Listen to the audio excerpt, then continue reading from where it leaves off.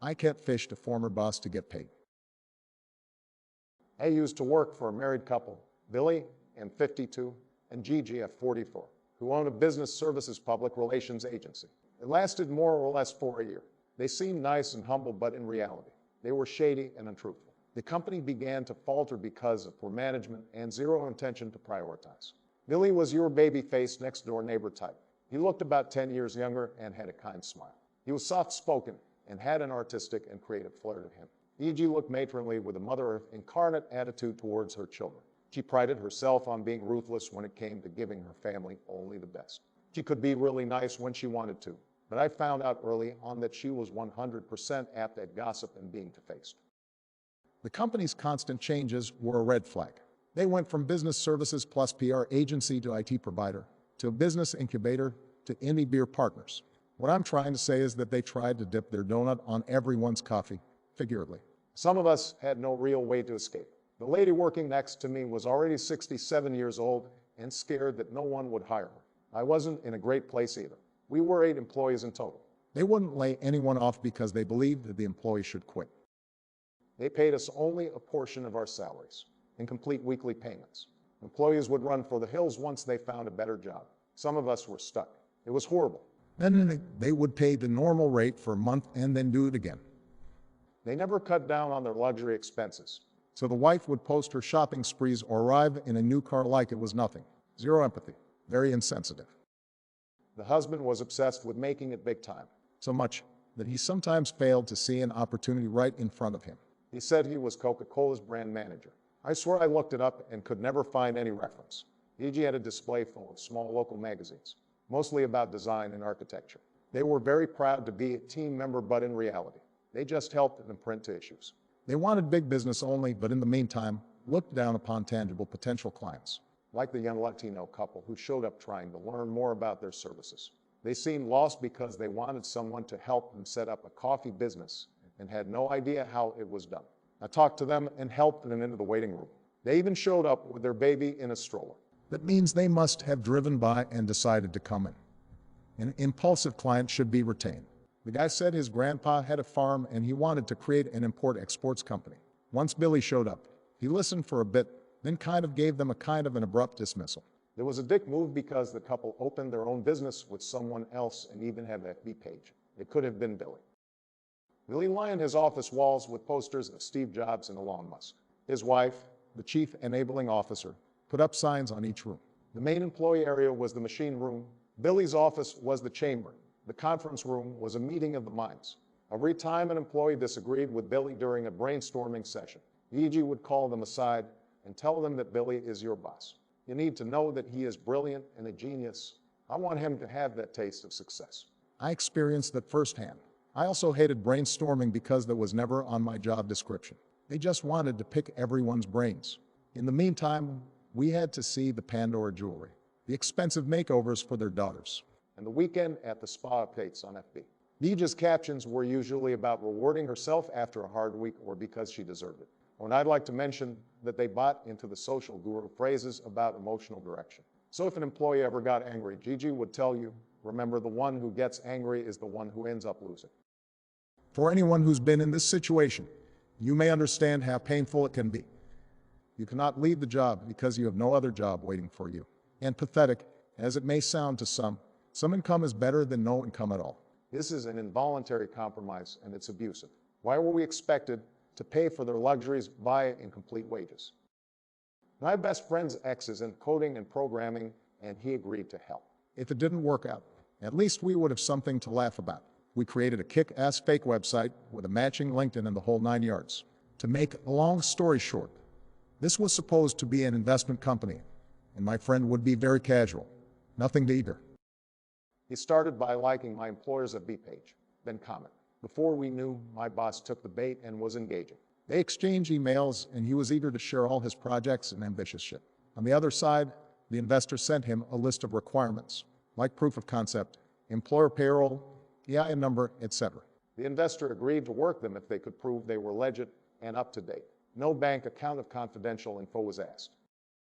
Within 3 weeks, I was paid the equivalent to the 2.5 months I was owed. The investor did an about face and never contacted him again. I left the job as soon as I could. My friend, who remained until she got paid, told me our boss seemed off and a bit down after he announced big things are coming, but it all seemed to deflate. I never disclosed what was really going on. Edit. My boss wasn't scammed into paying money to the fake website.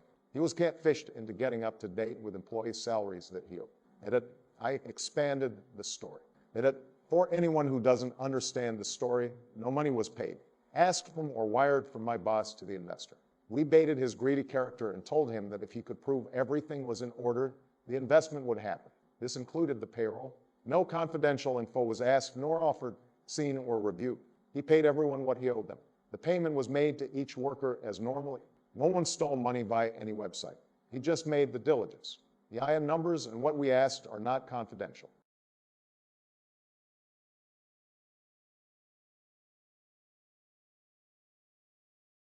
You're not giving me an ETA for a fix, I'll flood your ticketing system. At first, I thought that this story would have been more suited for our /petty revenge. However, after reading our /ProRevenge's Rule 1, in order for your story to be pro-revenge, it should involve you going out of your way and going above and beyond to get revenge. I decided that it's better suited here, as I feel that I clearly went above and beyond. Hopefully, you will find this story as amusing as all my friends and I find it 10 years later.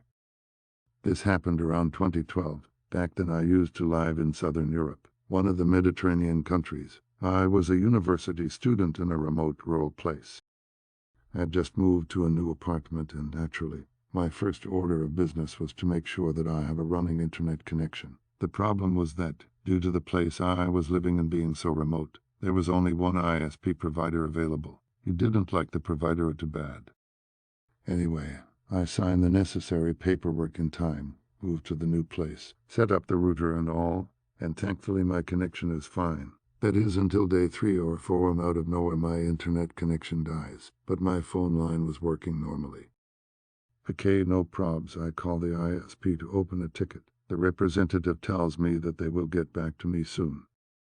A few days pass by and I get nothing, so I decide to call them again. The representative tells me that they are still investigating the problem and that they will get back to me soon.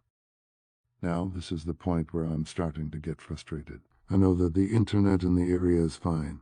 In fact, my next-door neighbor's internet connection is great, so the problem must be something that is easily fixable, right? Wrong. A week has passed by and I call them again. This time the representative tells me that they have investigated the issue and the problem is officially of unknown origin, which means that they cannot give me an ETA for the fix. I hang up the phone feeling sad and perplexed. As I contemplate my internet's existence, the representative's words echo in my mind. Unknown origin, we cannot give you an ETA. Slowly, my sadness transforms into denial. How is this possible? My phone connection still works, so the line is still there, and I know for a fact that everyone in the area has a stable internet connection. This must be a simple bug that is easily fixable. This can only mean one thing. Some mofo has not been doing his job correctly. The denial becomes anger. How dare they tell me that they cannot give me an ETA? This should be illegal, or what if my job depends on my internet connection? Not to mention that internet access is a basic human right. They are denying me my rights by not giving me an ETA. At this point, the issue stops being the internet connection. It's about the principle of the matter. As a human being and a customer, I am entitled to an ETA.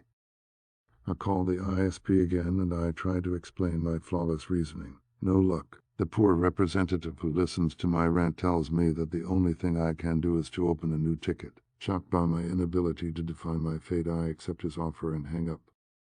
And then, a magnificent idea is born. Since the only thing that I can do is to open a new ticket, then this is exactly what I'm going to do. From that point on, I was calling my ISP provider to 5 times per day. Each time, I was telling the representative the same thing. This is what has happened. I know that there are multiple tickets with my name on them already, but I want you to open a new one. Most of the representatives were pretty amused by my story. Everyone complied. A month later, yes, a month passed without the issue having been fixed. I get a call from the regional tech executive of the ISP. The call goes like this. Executive, long angry rant. You must stop opening tickets. You're flooding our ticketing system. A more long angry rant. At first, I was shocked at how aggressive the executive was. He was clearly one step away from starting to calling me names. And I knew that the only reason this didn't happen was that these calls are being recorded. And then my shock transformed into a visible glorious erection. You see, my friends, this is the point when I realized that I was winning. Lee, well, are you going to give me an ETA for a fix? Executive, we cannot give you an ETA. The problem is of an unknown origin. Lee, then I guess I'll keep opening tickets. Hangs up. To cut a long story short, this exchange renewed my passion for crushing the souls of those who have wronged me, so I kept opening tickets at the same pace for another 30 to 40 days. I estimate that in the course of the total approximately 70 days that this lasted, I must have opened more than 250 tickets. One day my phone rings. I pick it up and it's an ISP representative who tells me this. Mr. U/Lex Meet, is this you? Your problem has been solved. Everyone at ISP name is talking about you. Indeed, on the day my internet connection was back. The cool part about this, however, was that I had internet all along. Remember my next-door neighbor? She was kind enough to let me know her Wi-Fi password since day one.